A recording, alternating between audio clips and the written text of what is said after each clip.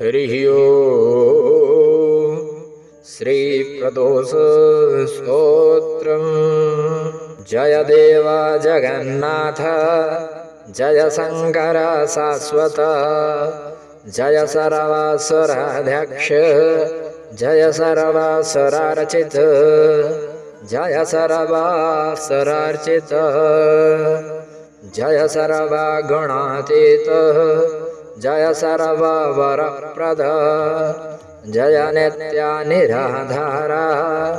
जय विश्वम्भराव्यय जय विश्वम्भराव्यय जय विश्वैकवन्देश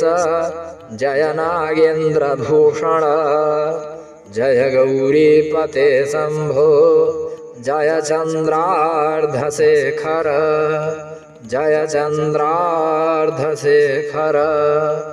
जय कोट्यर्कसङ्कास जयानन्द गुणाश्रय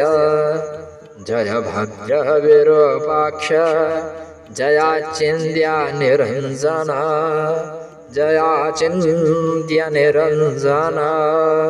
जय नाथ कृपा सिन्धो जय भक्तार्तिभञ्जन जय दुस्तर संसार सागर उत्तारण प्रभो उत्तारण प्रभो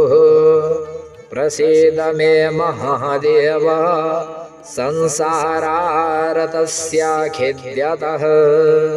सर्वपापक्षयं कृत्वा रक्ष मां परमेश्वर रक्ष मां परमेश्वर महादारिद्र्यमग्नस्य महापापहतस्य च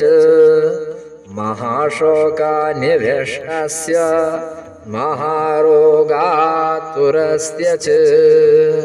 महारोगातुरस्य च ऋणभारपरीतस्य दह्यमानस्य कर्मभिः ग्रहैः प्रपीड्यमानस्य प्रसीद मम शङ्कर प्रसीद मम शङ्कर दरिद्रः प्रार्थयेद्देवं प्रदोषे गिरिजापते अर्थाढ्यो वा थराजा वा प्रार्थयेदेवमीश्वरं प्रार्थयेदेवमीश्वरं दीर्घमायुः सदारोग्यं कोशवृद्धिर्बलोन्नतिः ममास्तु नित्यमानन्दः प्रसादात् तव शङ्कर प्रसादात् तव शङ्कर शत्रवः सङ्ख्यं यान्तु प्रसीदन्तु मम प्रजाः नश्यन्तु दस्यवो राष्ट्रे जनाः सन्तु निरापदाः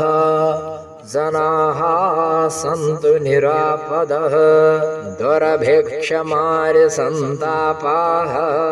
समं यान्तु महीतले सर्वसस्य समृद्धिस्य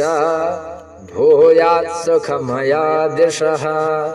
भूयात् सुखमया दिशः एवमाराधयेद् देवं पूजान्ते गिरिजापते ब्राह्मणान् भोजयेत् पश्चात् दक्षिणाभिः स पूजयेत्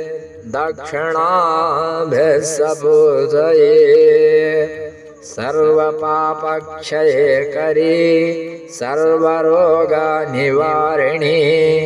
शिवपूजा मया ख्याता सर्वाभीष्टफलप्रदा सर्वाभीष्टफलप्रदा अथ श्रीसत्यकामः श्रीप्रदोषस्तोत्रम्।